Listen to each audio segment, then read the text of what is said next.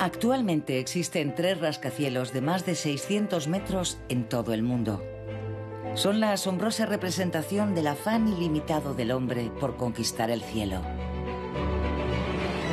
De la Torre de Babel al rascacielos Burj Khalifa de Dubái, el hombre no ha dejado de ascender con construcciones cada vez más altas. Richard Taillé es físico. Va a recorrer el mundo remontando el curso de la historia para estudiar los logros de algunos ingenieros y científicos que ambicionaron alcanzar el cielo. ¿Qué conocimientos tenían los egipcios para poder construir unos monumentos que llevan casi 4000 años dominando el mundo? ¿Qué métodos se utilizaron para construir las catedrales? ¿Cómo consiguieron los ingenieros desarrollar modelos científicos para concebir monumentos emblemáticos?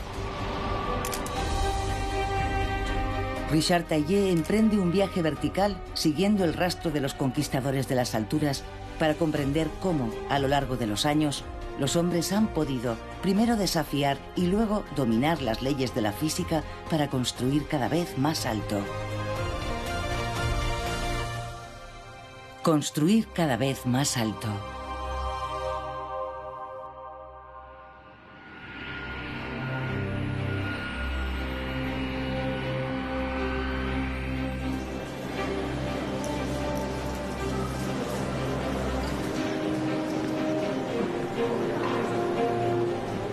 La primera etapa de la investigación sobre la carrera por la altura es Egipto.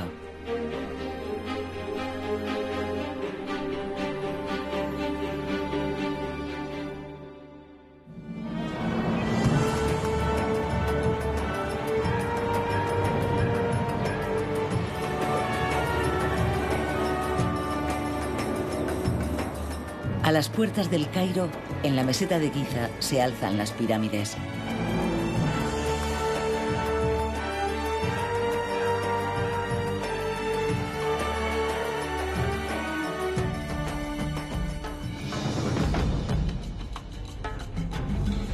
Keops, la mayor de todas, ha sido la estructura más alta del mundo durante 4000 años. ¿Qué conocimientos tenían los egipcios para poder construir algo así? Un misterio que sigue intrigando a científicos y egiptólogos como Pierre Talley, con quien Richard Taillé va a visitar la última de las 7 maravillas que sigue en pie. Buenos días, señor Talley. Buenos días. Gracias por recibirme y enseñarme las pirámides. Nunca había estado aquí. Es la primera vez que las veo. ¿Puede explicarme lo que vemos aquí? Son las 3 pirámides de Giza, sin duda las más conocidas. Por orden cronológico son la de Keops, que está al fondo, luego la de Kefren y por último la de Miquerino, que es mucho más pequeña. Fueron construidas alrededor del año 2500 a.C. ¿Cuánto mide la más alta? La más alta, la de Keops, mide 146 metros, una altura que no alcanzó ninguna de las que se construyeron después. Sorprende el ángulo de inclinación. ¿Son 45 grados? La de Keops tiene una inclinación de 51 grados por una base de 230 metros. Es una inclinación muy grande. Estamos un poco lejos, pero desde aquí pueden apreciarse unos bloques enormes. ¿Cómo los subieron?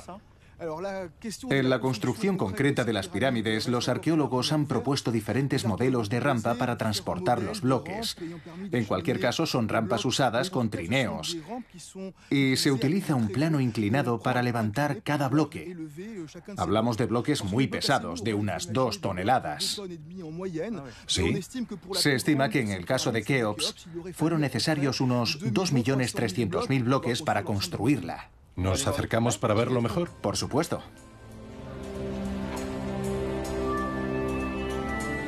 Si nos fijamos en las pirámides en fila, nos daremos cuenta de que las pendientes son paralelas. No es una casualidad. Se debe a un concepto matemático: la proporción. Evelyn Bagbin, historiadora de la ciencia, ha estudiado el caso. En algunos emplazamientos arqueológicos es fácil observar que todas las pirámides tienen la misma pendiente. Puede verse simplemente fijándonos en que los bordes son paralelos. Esto significa que fue planeado y sabemos cómo. Lo hicieron partiendo del concepto de proporcionalidad. Gracias al papiro de Rhin podemos comprender cómo los egipcios pudieron construir las pirámides con la misma pendiente.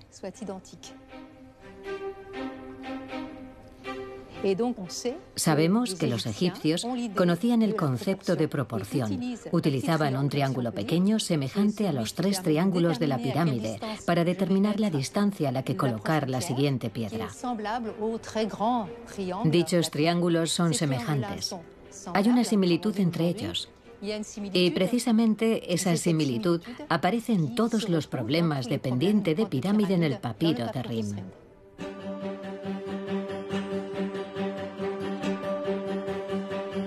No podemos evitar preguntarnos sobre los métodos que permitieron erigir estos mastodontes de piedra. A los pies de la pirámide se ven muy bien los bloques, son enormes. Tenemos la imagen de una multitud de esclavos trabajando en las pirámides. ¿Tiene una base real? No del todo. Muchas películas han popularizado la imagen de los esclavos trabajando en las pirámides. Nada más lejos de la realidad. A medida que vamos disponiendo de más documentos, nos damos cuenta de que se trató de un trabajo muy bien organizado por la monarquía faraónica. En realidad eran artesanos y disfrutaban del favor del faraón. Estaban bien alimentados, bien remunerados. Siguiendo las modelizaciones efectuadas por el arqueólogo americano Mark Lehner, podemos calcular que si se utilizaron 2.300.000 bloques para construir la pirámide de Keops, en los 27 años que duró el reinado de Keops, se necesitó una media de 350 bloques al día. Un equipo de 800 hombres es capaz de tallar todos los bloques de la pirámide en este tiempo. Haciendo extrapolaciones, comprobamos que un equipo de 5.000 hombres a lo sumo fue suficiente para realizar toda esta construcción. 5.000 hombres no son pocos. Las pirámides dominaron el mundo hasta la Edad Media, cuando en otro continente se superó la barrera simbólica de los 150 metros. En Europa, las iglesias con sus torres y campanarios se lanzaron a la conquista del cielo. El desarrollo del cristianismo dio lugar, en torno al año 1000, al nacimiento de un movimiento arquitectónico, el románico. El deseo de verticalidad no solo era la expresión de una fe, era también la manifestación de un poder.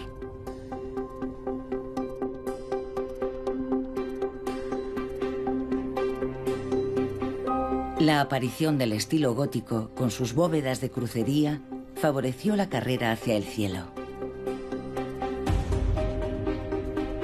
En menos de 2 siglos se construyeron más de 80 catedrales en Francia. ¿Qué retos tuvieron que superar los constructores de catedrales? ¿Qué métodos utilizaron? Para averiguarlo, Richard Taillé visita Notre Dame de Amiens, la catedral más grande de Francia por sus volúmenes interiores.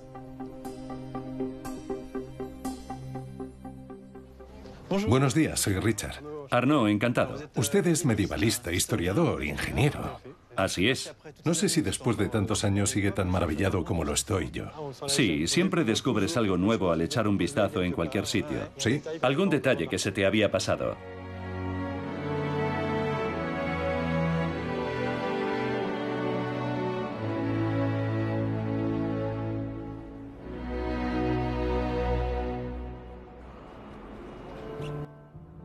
La construcción comenzó hacia 1220. Empezaron por los cimientos que miden más de 7 metros de altura. Extraordinarios. Cubren toda la superficie bajo nuestros pies y luego construyeron muy deprisa esta nave. Muy bien. Utilizaron tecnología punta, concretamente los avances de la industria medieval, como el uso de procedimientos de serialización, es decir, construyendo en serie. Aquí debajo no te das cuenta realmente de la altura que tiene. ¿Cuánto mide, más o menos? 42,3 metros. O sea, 15 pisos. Eso es. 15 pisos encima de nosotros.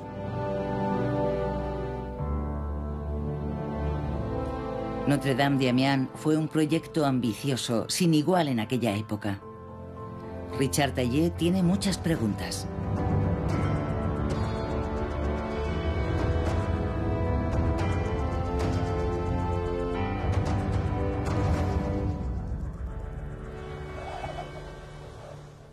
Como físico, al ver la masa que soportan las columnas, intento razonar en términos de fuerza y mecánica. Imagino que en el siglo XIII no eran unos conceptos muy conocidos desde el punto de vista teórico. ¿Con qué herramientas teóricas contaban para diseñar las catedrales de la época? Realmente no disponían de muchas herramientas teóricas en sí. Dominaban el compás, la escuadra, el cartabón, tenían facilidad para dibujar y utilizaban buenos materiales. Ponían la piedra adecuada en el lugar correcto. ¿Empíricamente? Muy empíricamente. Sopesando la piedra se puede imaginar su densidad. Así que colocaban las piedras más pesadas abajo y las más ligeras arriba. Hoy, haciendo cálculos más sofisticados, comprobamos que estas estructuras están ampliamente sobredimensionadas, utilizando el lenguaje contemporáneo, porque en realidad estas columnas podrían soportar entre 20 y 30 veces la carga que soportan.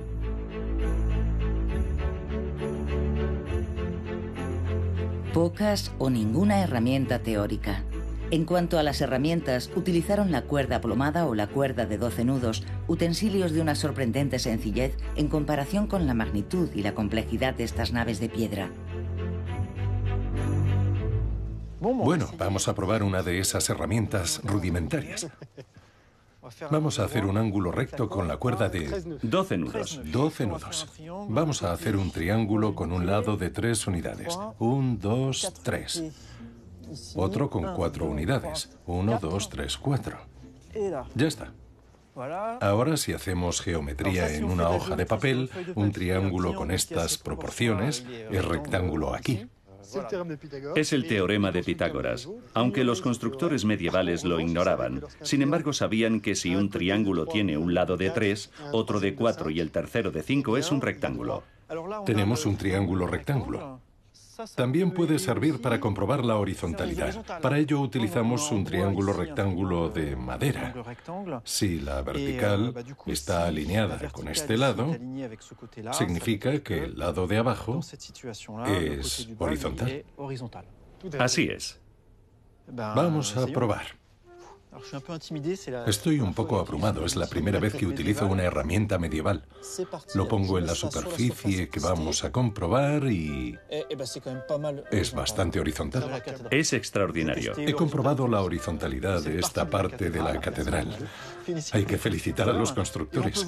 Es el ejemplo de cómo con un instrumento relativamente simple consiguieron construir algo tan grande y duradero.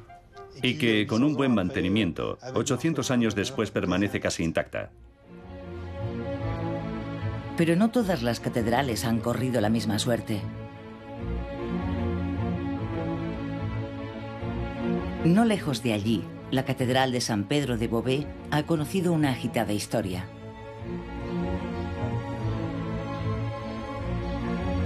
Iba a ser la catedral más alta del mundo. Pero el proyecto se topó con los límites impuestos por las leyes de la física y la catedral quedó inconclusa.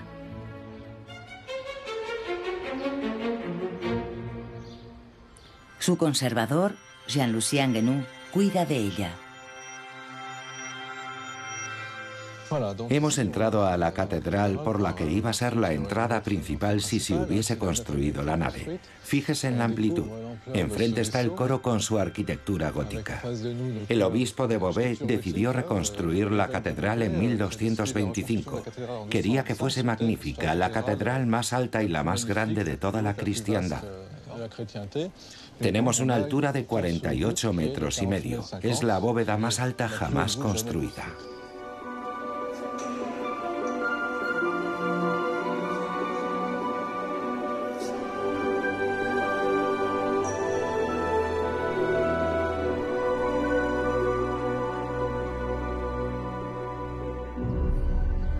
San Pedro de Beauvais presenta estructuras de hierro, una tecnología muy avanzada para la época. La idea era reforzar las bóvedas mediante contrafuertes metálicos, pero no fue suficiente. El coro también sufrió bastantes percances, lo terminaron en 1270. 50 años. Eso es. En 1284 se rompieron algunos arbotantes exteriores, provocando el derrumbe de varias bóvedas vaídas. No fue un derrumbamiento total, sin embargo, por precaución, al reconstruirlo incluyeron una columna central en cada arco. Pero se trata de un espacio muy pequeño. Se añadieron 3 columnas en medio de las columnas del siglo XIII. Bien. De modo que cada arco se divide en 2 y se sustenta sobre una columna adicional.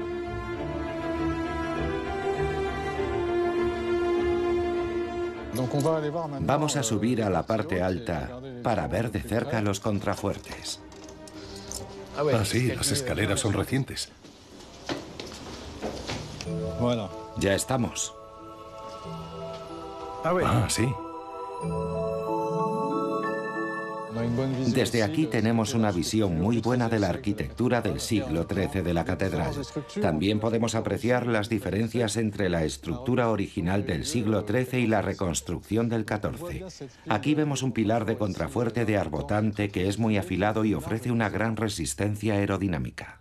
Y aquí un pilar tratado de forma cruciforme, un poco más estrecho, que permite evitar el movimiento en esa dirección. Es algo que resiste en todas las dimensiones. Ofrece menor resistencia aerodinámica y es más estable. Eso es. Si avanzamos podemos ver la estructura de los contrafuertes. ¿Esas barras de hierro que se entrecruzan? Sí, se empleaban para enlazar el conjunto del edificio y así contener un posible movimiento. Confieren rigidez al edificio. Sí, lo importante es la continuidad. Uno solo no serviría, tienen que llegar hasta el final. La evolución de las construcciones góticas, con sus éxitos inimaginables y sus catástrofes espectaculares, se estudia en numerosas universidades, incluso al otro lado del Atlántico.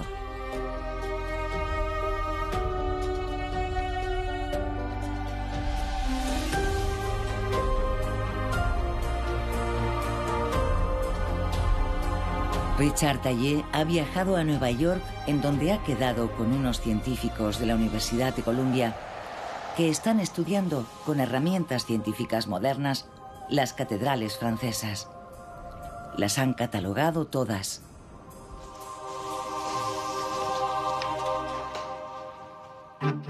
Stephen Murray y Rory O'Neill han puesto a punto unas herramientas digitales para comprender mejor el arte y las técnicas góticas, y para ello han elaborado una amplia base de datos llamada Mapping Gothic. Es muy interesante. Las hemos clasificado por la altura de la nave y también por la fecha de inicio de su construcción. Muestra la dimensión vertical. Sí, sí. Vale. Estamos alrededor del año 1000. Podemos ver la evolución de la altura de los monumentos. En esa época no se aprecia mucha diferencia. Pero de repente, Notre Dame de París rompe con eso. Es el primer monumento del norte de Europa que supera los 30 metros de altura. Después lo hizo Amiens en 1220 y Beauvais en 1225. ¿Y por qué sucedió precisamente en ese momento? La respuesta no es sencilla. La ruptura se produjo en el momento en el que el clero empezó a recibir mucho dinero de la producción agrícola, de la producción industrial y de los intercambios comerciales. Y empezaron a construir monumentos muy altos, como Amiens o Beauvais. En resumen, fueron los medios económicos los que permitieron desarrollar toda esa tecnología. Para experimentar en tiempo real los retos de los constructores de las catedrales, Rory O'Neill ha desarrollado una simulación digital, un juego de construcción. La idea es tratar de imaginar de forma intuitiva los retos a los que tuvieron que enfrentarse los constructores. No sabían con certeza la forma en la que iban a comportarse los bloques hasta que los colocaban. Nosotros podemos colocarlos mucho más deprisa mediante la simulación. Cada bloque se comporta como lo haría en la realidad. Podemos cambiar el tamaño de los bloques y su disposición en tiempo real. Aquí, al darle mayor altura a la estructura, tenemos la misma fuerza que empuja hacia el exterior. Y esta parte que tiende a caer empujando al resto hacia el exterior. Como las columnas son más grandes, resisten peor esta presión. De modo que la búsqueda de altura está limitada por la capacidad de agrandar la bóveda. Lo que podemos hacer es añadir un refuerzo a los lados, poner más contrafuertes. ¿Aguanta? Sí, aguanta, pero es muy caro. Hay que tallar muchas más piedras. Y es muy feo. Hasta que un día a los constructores del Islam se les ocurrió romper el arco. Es el arco apuntado u ojival. Ah, sí, el arco apuntado. No sabemos si fue por razones estéticas o estructurales, pero ¿qué más da? Funciona, porque la carga se transfiere más directamente hacia el suelo. Gracias a esta ventaja estructural, los constructores empezaron a construir cada vez más alto. Hasta que en un momento dado se derrumba, que todo el mundo se aparte. Como podéis ver, fue un fracaso. A medida que se iban ampliando las iglesias para acoger a más fieles, hubo que buscar nuevas soluciones. Y aparecieron los llamados arbotantes. Creo que deberías probarlo. ¿Allá voy? Ahora le toca a Richard ser constructor de catedrales y experimentar con humildad el afán por la altura. No quiero ser desagradable, pero mi arco aguanta. Creo que he hablado demasiado pronto. No va a aguantar mucho más. ¡Qué mal arquitecto! Los arquitectos de nuestros días aprenden de estas estructuras porque sus simulaciones no son tan precisas como estos edificios. La mayoría de las veces los ingenieros se inspiran en construcciones medievales para mejorar sus construcciones. Durante algunos siglos más, la conquista de las alturas siguió siendo patrimonio exclusivo de la Iglesia. Las catedrales más altas del mundo, Ulm con 161 metros y Colonia con 157 metros, ambas en Alemania, no se terminaron hasta el siglo XIX.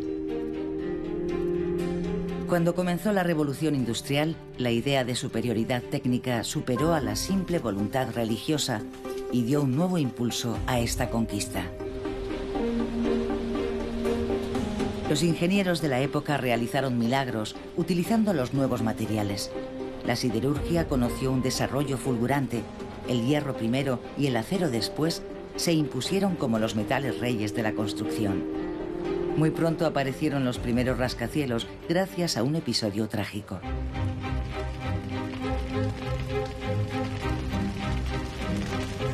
En 1871, Chicago era una ciudad próspera de cerca de 1 millón de habitantes cuando estalló el que más tarde sería bautizado como el Gran Incendio. Del 8 al 10 de octubre, las llamas devastaron casi la totalidad de la ciudad y de sus edificaciones de madera. 300 personas murieron y 100.000 perdieron sus hogares.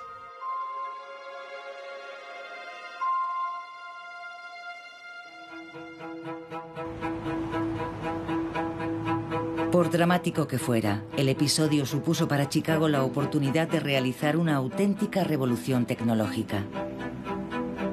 Como se prohibió construir edificios de madera, los arquitectos empezaron a utilizar otros materiales, como el metal.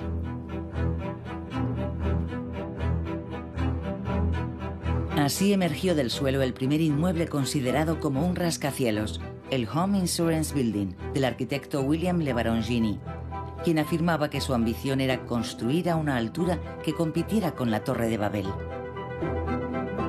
Más que la altura, la auténtica innovación fue la técnica de construcción. Tradicionalmente, los muros de mampostería soportaban la carga de la estructura. A mayor altura, la importancia de las fuerzas ejercidas es mayor. De ahí la necesidad de construir muros gruesos.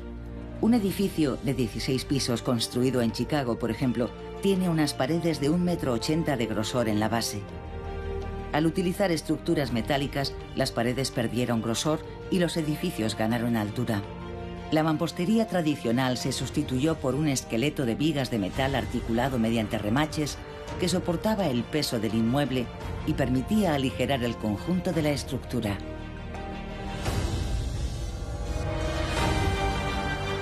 Gracias a la nueva técnica, el hombre pudo ampliar los límites en la conquista de la altura. Su afán por construir más alto le llevó a emprender una competición que se inició en Estados Unidos.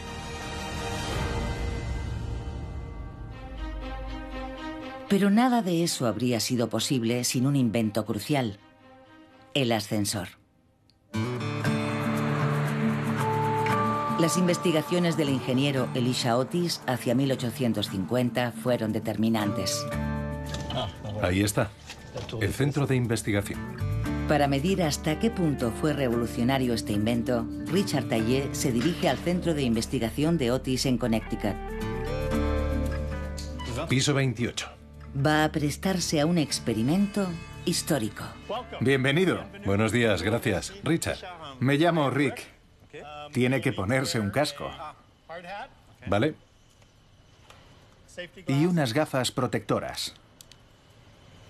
¿Qué aspecto tengo? Magnífico, está muy bien.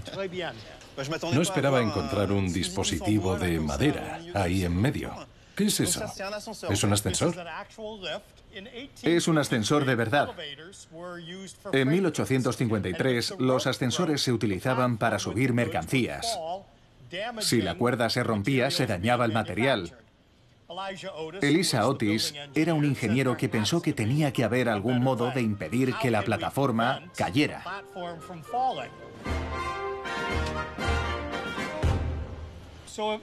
Si se fija, puede ver un muelle grande que se quitó de un vagón. O sea que utilizó algo que ya existía. Era el muelle que se utilizaba en los trenes. Sí, Elisha Otis desarrolló una forma de detener la caída de la plataforma si se rompía la cuerda. ¿Quiere probarlo? Venga. Aquí. Vale.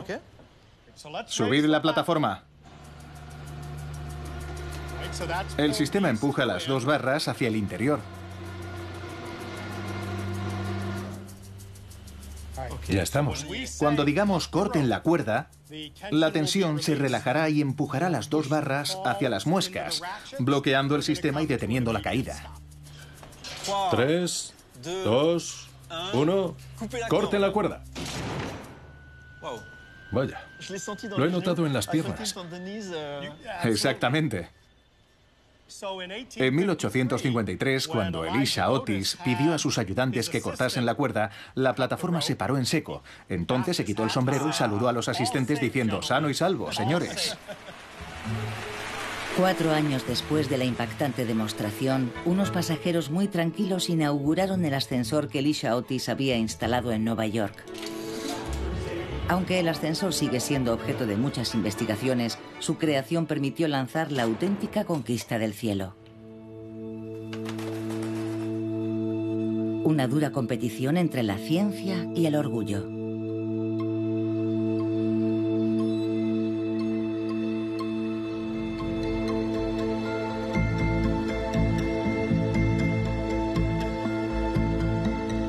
Cinco años antes de la Exposición Universal, que iba a conmemorar el centenario de la Revolución Francesa, nació en la mente de Gustave Eiffel y de sus ingenieros el proyecto de una torre de 300 metros de altura capaz de representar la recuperación del país y de hacer brillar su dominio de la técnica.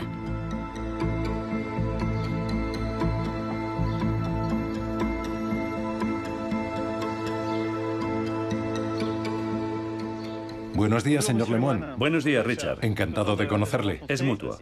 Así que es usted un experto en esta dama de hierro. Aquí está, la hermosa torre que resplandece bajo el sol de París, con su cielo azul y con su luz, que resalta las líneas puras.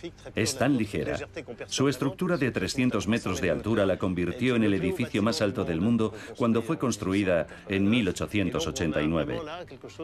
Aquí se alza la culminación técnica y científica del siglo XIX. ¿Cómo se concibió la Torre Eiffel? ¿Fue idea de Eiffel, un proyecto suyo o fue un encargo que le hicieron para la exposición?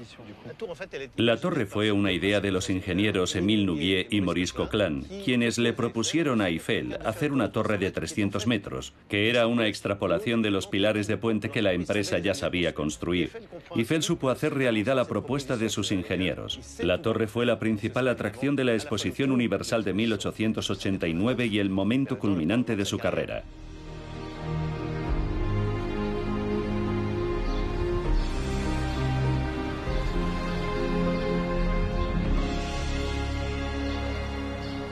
Estamos en el atrio, debajo de los pilares. Podemos ver que están muy inclinados hacia el interior. ¿Cómo fue la construcción antes de llegar al primer piso? ¿Cómo se sujetaba? El primer desafío fue comenzar la torre. Empezaron construyendo los cimientos. Después siguieron con los pilares, que eran oblicuos. Para sujetarlos y que no se cayeran, utilizaron andamios de madera, como se hacía en la época de las catedrales. Comenzaron con 4 pilares que empezaron a subir. El punto crucial fue cuando llegaron al nivel de la unión del cinturón del primer piso. Porque ensamblaban planchas perforadas y tenían que ajustarse perfectamente para luego poder poner los remaches. Se necesitaba una precisión milimétrica. Después fue como un mecano gigante que permitía el ensamblaje progresivo de la torre.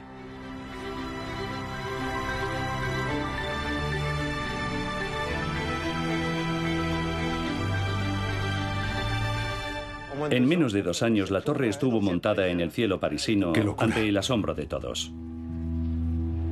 Vamos a verla desde arriba para ver cómo es. Subamos.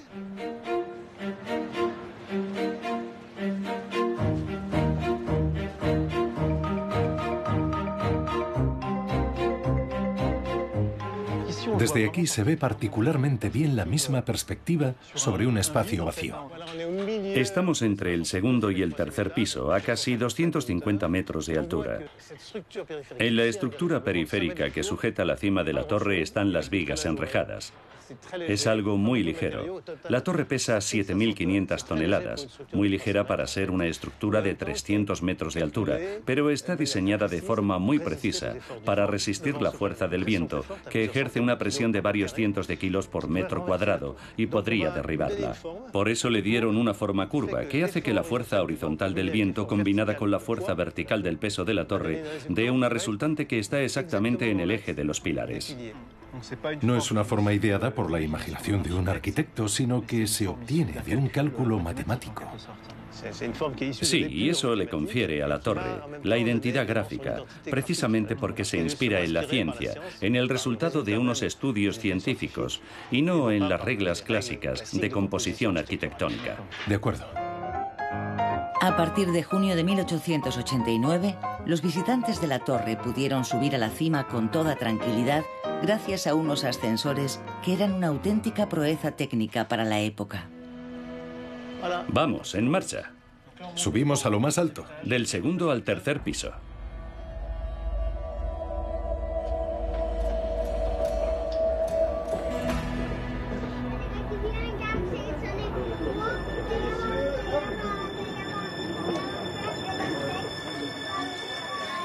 Una vista excepcional. París a nuestros pies. Vemos hasta 40 kilómetros de distancia. Es magnífico. Así que en 1889 los parisinos podían subir hasta aquí y disfrutar de las mismas vistas. Así es, por primera vez cualquiera podía subir a 300 metros de altura, no solo unos pocos elegidos. 2 millones de personas pudieron subir en 1889. ¿A la gente no le daba miedo subir a una gran torre de hierro?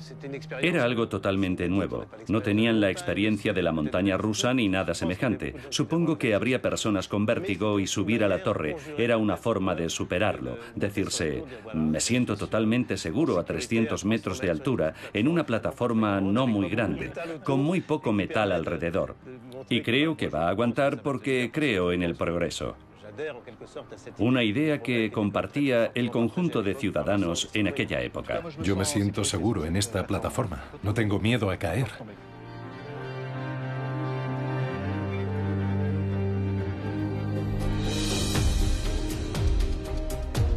Al otro lado del Atlántico, Nueva York, que quería ser la capital del mundo occidental, también se lanzaba a la conquista del cielo.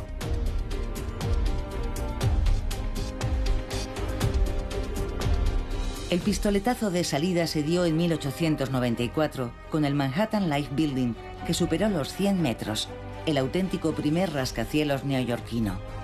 Encabeza una larga lista que hoy todavía sigue abierta.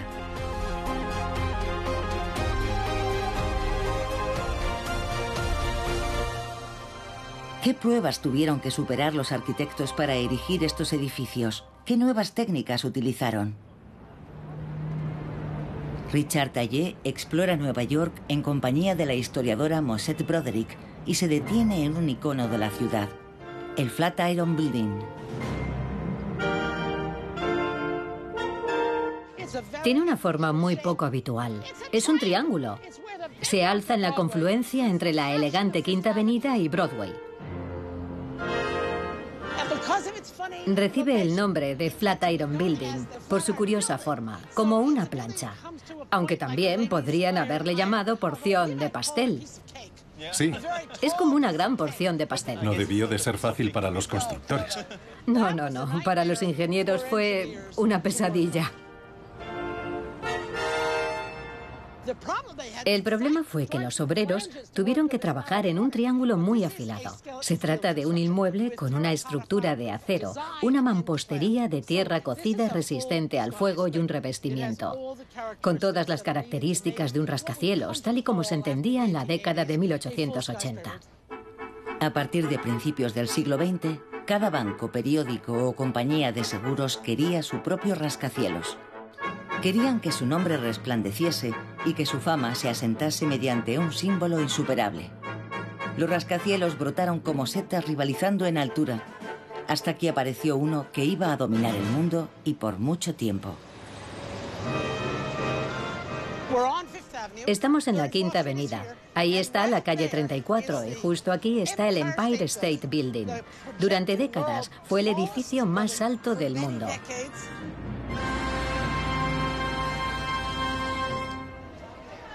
¡Wow! ¡Qué hall más bonito! ¿Qué puede decirnos de este grabado? Es maravilloso. Una magnífica representación del rascacielos que responde a la perfección a la aplicación de la Ley de Zonificación de 1916. En 1916, tras 20 años de debate sobre la altura que podían alcanzar los rascacielos, Nueva York aprobó una ley que obligaba a restringir el tamaño de los pisos superiores para que la luz pudiera llegar a las partes bajas de los edificios vecinos y que los peatones no tuviesen que andar a oscuras por las calles. El Empire State Building, con su silueta característica, es el modelo de la aplicación de la ley de 1916. Se construyó a un ritmo desenfrenado de 4,5 pisos por semana. Fue una pesadilla de construcción. Todos esos obreros trabajando en medio del cielo, en el vacío. No sé si ha visto las fotos. Sí, de los obreros trabajando. Son fantásticas, pero me aterrorizan. Esos obreros, esos hombres capaces de hacer todos esos trabajos, eran indios Mohawks de Canadá. El rascacielos se construyó en 18 meses y se inauguró el 1 de mayo de 1931. Lo construyeron en un tiempo récord, pero fue un fiasco. El fracaso comercial de sus inicios no impidió que el Empire State Building, con sus 381 metros de altura, fuera el rascacielos más alto del mundo durante 4 décadas.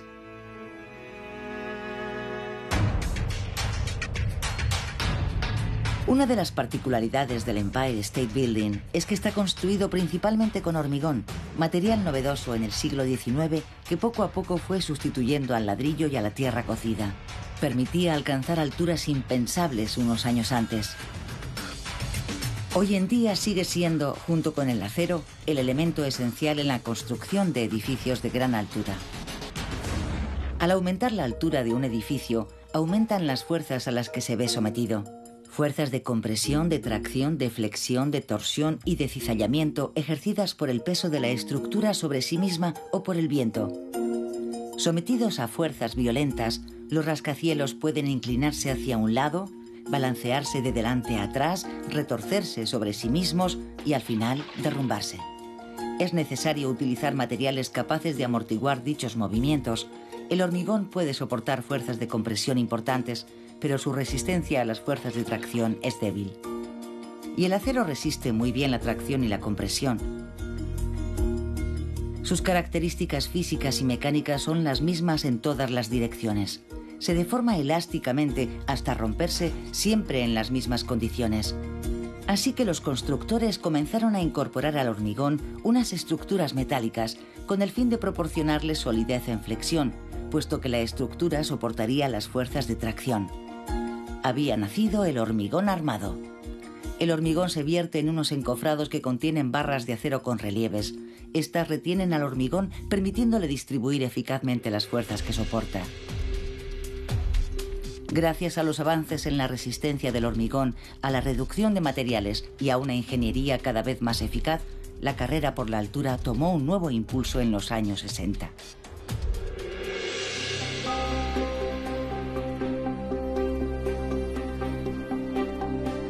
Estados Unidos generalizó el rascacielos y lo exportó, siendo superado a partir de entonces por Asia y Oriente Medio. En Shanghái, Singapur, Taiwán y Kuala Lumpur se construyen cada día nuevos rascacielos. Hong Kong ostenta el récord con más de 1.250 rascacielos.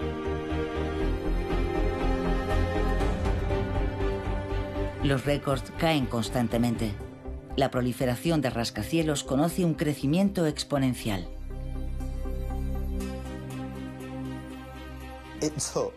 Se necesitaron 135 años para construir las 50 primeras supertorres, edificios que superan los 300 metros de altura. Las 50 supertorres siguientes se construyeron en menos de una década, a un ritmo increíblemente rápido y masivo. Sin embargo, se han alcanzado tales alturas que el término supertorre se ha quedado corto para describir estas construcciones.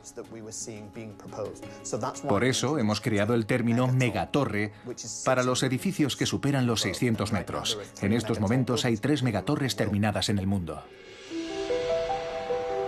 La última etapa de la investigación lleva a Richard Taillé a Dubái.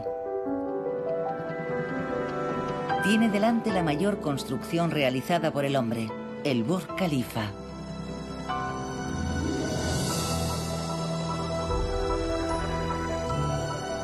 ...828 metros de hormigón, acero y cristal construidos en solo 6 años.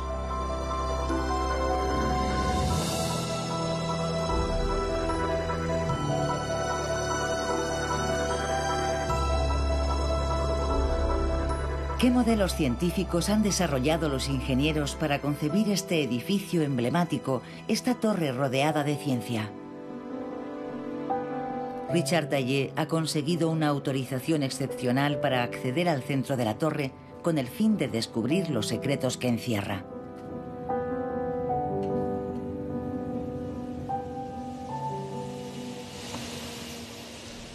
Buenos días, señor Nagui. Buenos días, Richard. Encantado.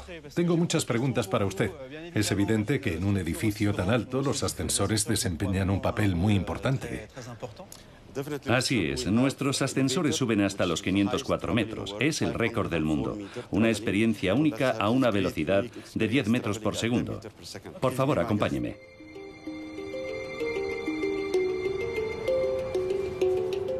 Hay 2 cabinas de ascensor, una encima de la otra. Así se detiene en 2 pisos a la vez. ¿En este? Correcto. Vamos a cogerlo para subir al piso 123. 123. Por favor.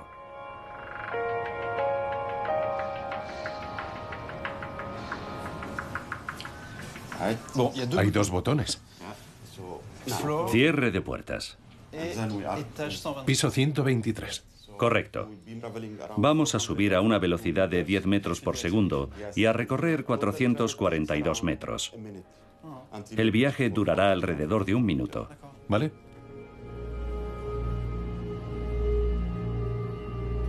Nunca había subido tan alto.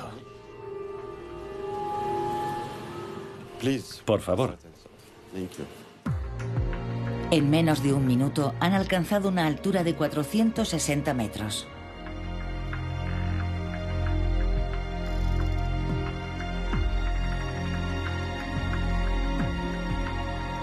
El edificio más alto del mundo es un auténtico concentrado de tecnología.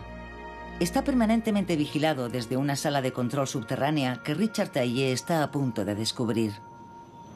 Este es el cerebro del edificio. El cerebro. Desde aquí controlamos y supervisamos todas las operaciones de nuestros equipos en el interior del Burj Khalifa. Todos los sistemas del edificio están conectados a este terminal. Alimentación eléctrica, aire acondicionado, movimiento de la estructura, todo es observado y comprobado para garantizar la seguridad de esta ciudad vertical. Me interesan particularmente estas oscilaciones. El Burj Khalifa es el edificio más alto del mundo y se comporta como una vela enorme cuyos movimientos debemos vigilar constantemente. Lo que ves son los movimientos reales del edificio mientras hablamos. Me interesa mucho como físico. Aquí veo los sensores que miden la aceleración del edificio. Imagino que podrán convertir esta aceleración en movimiento, en distancia recorrida más allá de la posición de equilibrio. Así es. El sistema tiene la capacidad de convertirlo en milímetros. En este momento hace un poco de viento afuera. Como puede ver, hay un pico aquí, indicado en micrones. Eso significa que apenas se mueve. Un micrón es una pequeña porción de un milímetro. El edificio es realmente muy estable. Puede soportar un balanceo de 2 metros en cualquier dirección. Edificar una torre de más de 800 metros de altura que garantice el confort y la seguridad de sus ocupantes es todo un logro tecnológico. Los diseñadores han tenido que encontrar soluciones a problemas que hasta ahora solo eran teóricos. Cuando empezamos a diseñar un edificio muy alto, el primer problema es el viento, no la llamada carga muerta, es decir, el peso del inmueble ni la carga viva, las personas y el equipamiento que hay en su interior. La gente no sabe que cuando el viento sopla sobre un objeto lo hace oscilar a una frecuencia semejante a su frecuencia natural. Nuestro objetivo era crear una forma que neutralizase el efecto de los vientos. Aquí, la base tiene una forma que recuerda a unas alas, y a medida que vamos subiendo, la forma es más redondeada. Gracias a este diseño, hemos conseguido reducir la fuerza que ejerce el viento sobre el edificio. La particular forma del Burj Khalifa le permite reducir el efecto del viento. Pero en estructuras con formas más clásicas existe otra manera para resistir la fuerza del viento y los seísmos. Para limitar las oscilaciones, los rascacielos poseen amortiguadores. El principio es simple. Unas masas se desplazan a la misma frecuencia que el rascacielos con un cierto retardo, contribuyendo a estabilizar el edificio. Existen diferentes tipos. Algunos están constituidos por un gran bloque de hormigón que pesa la centésima parte de la masa del edificio, colocado en lo alto del rascacielos sobre una capa de aceite y conectado a las paredes mediante muelles. El bloque sigue el movimiento del inmueble con el retardo provocado por el aceite. En el caso del Comcast Center de Filadelfia, el amortiguador hidráulico contiene 1.100 toneladas de agua que se traslada de un depósito a otro gracias a un sensor de movimiento. Pero uno de los amortiguadores más sorprendentes es el del Taipei 101 en Taiwán, un edificio de 508 metros situado en una zona sísmica. Se trata de un péndulo de acero de 5,5 metros de diámetro y 660 toneladas de peso, con una amplitud de movimiento que puede llegar a 1,5 metros y reduce la oscilación del inmueble en un 40%. El viento no fue la única dificultad que tuvieron que superar los constructores del Burj Khalifa. Una obra como esa, por muy bien diseñada y pensada que esté, siempre se reserva alguna sorpresa. Y la más inesperada surgió de la mente de los promotores. Inicialmente, el proyecto solo superaba en 10 metros al edificio más alto del mundo en aquel entonces. Estábamos a 518 metros, pero durante las obras se aumentó la altura a 310 metros más. Ya habíamos construido 35 pisos cuando Emaar se enteró de que otro promotor iba a construir un edificio de más de 700 metros en la región. Así que en secreto nos pidieron que elevásemos el edificio hasta los 820 metros. Después de estudiarlo, llegamos a la conclusión de que podíamos hacerlo. Entonces cambiamos el diseño y conseguimos que el edificio alcanzara los 820 metros.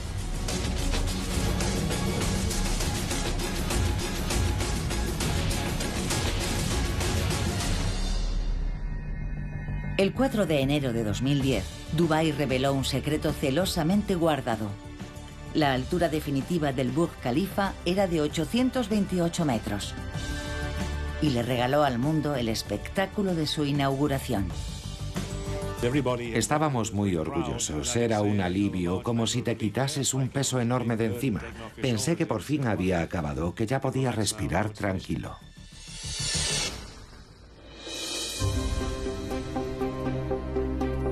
El Burj Khalifa es el edificio de los récords. De momento ostenta el título de el edificio más alto del mundo, pero no cabe duda de que algún día se lo arrebatará otro edificio.